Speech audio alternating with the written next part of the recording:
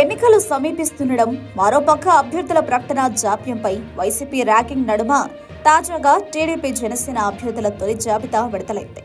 ఇందులో భాగంగా మొత్తం 118 సీట్లకు అభ్యర్థులను కన్ఫర్మ్ చేసినట్లు ప్రకటించిన చంద్రబాబు, వీటిలో టీడీపీకి 94, జనసేనకు 24 సీట్లు ఇస్తున్నట్లు ప్రకటించారు.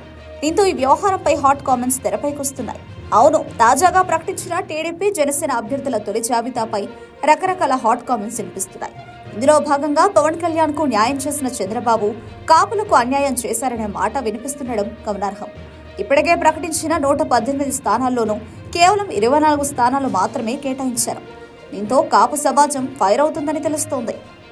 ఈ నేపథ్యంలో చంద్రబాబు మళ్లీ తన సహజ నైజాన్ని బయటపెట్టుకున్నారనే కామెంట్లు తెరపైకొస్తున్నాయి.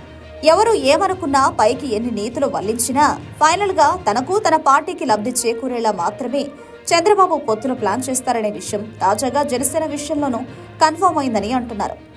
ఈ సందర్భంగా ఈ విషయం పవన్ కళ్యాణ్కి తెలియంది కాదు, ఎవరి బలహీనతలు వారికి ఉంటాయనే కామెంట్లు వినిపిస్తున్నాయి. తాజాగా తెలుగుదేశం వాటా కింద వచ్చిన 94 స్థానాలకు అభ్యర్థుల పేర్లను సైతం ప్రకటించారు. కానీ జనసేన వాటాలోని 24 సీట్లలో కేవలం 5 పేర్లు మాత్రమే ప్రకటించారు. మిగిలిన 19 స్థానాలు ఎవరు ఉంటారన్నది తేల్చలేదు. అంటే అక్కడ కూడా చంద్రబాబు సూచించిన వాళ్లకే జనసేన తరపున పోటీ చేయిస్తారా అనే సందేహం ఇప్పుడు తెరపైకొచ్చింది. ఇక మిగిలిన సీట్ల విషయానికి వస్తే జనసేన టీడీపీ కూటమి 57 స్థానాలకు అభ్యర్థులను ప్రకటించాల్సి ఉంది. వాటిలో జనసేనకు ఎన్ని ఇస్తారు అనేది $1 మిలియన్ ప్రశ్నగా మారిందని అంటున్నారు. అసలు ఇస్తారా, ఇంతటితో సరిపెట్టేస్తారా అనేది మరో ప్రశ్న. ఏదేమైనా పవన్ కళ్యాణ్ కు కాపులకు చంద్రబాబు మరోసారి పోటు పొడిచినట్లే క్యాడర్ భావిస్తోందని తెలుస్తోంది. ఇదిలా ఉండగా టీడీపీ ప్రకటించిన సీట్లలో చంద్రబాబు, అచ్చెన్నాయుడు, లోకేష్, బాలకృష్ణ వంటి ప్రముఖుల పేర్లున్నాయి. కానీ జనసేన తరపున 5 పేర్లు చెప్పినా అందులో పవన్ పేరు లేదు.